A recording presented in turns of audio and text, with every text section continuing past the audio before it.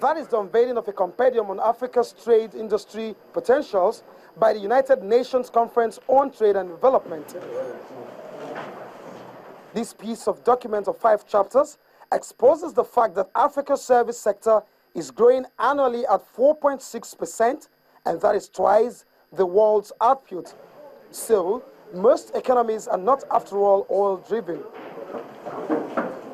Professor Pat Utomi is here as the keynote speaker, and quickly identifies poor data capture, challenge of productivity, low commitment to progress by elites as some of the impediments to this sector.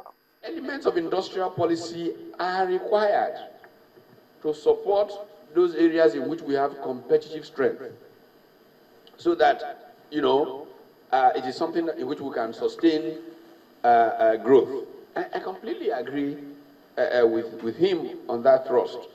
And the Nasima friends here will tell you about the common external tariff and the challenges that are being dealt with right now. How do we ensure that these structural differences in African economies are managed in a way that helps policy coherence and consistency of growth? Again, this is where the idea of factor endowments and competitiveness is critical. From the findings, African countries need to tap deeply from their factor endowment.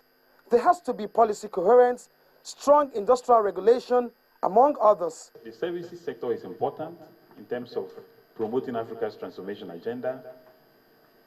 But if we want to exploit that potential, we have to find a way to have more efficient, for example, infrastructure services, more efficient financial services. And if we don't do that, there is no way that we can achieve the industrial development objectives that we have set in our vision documents.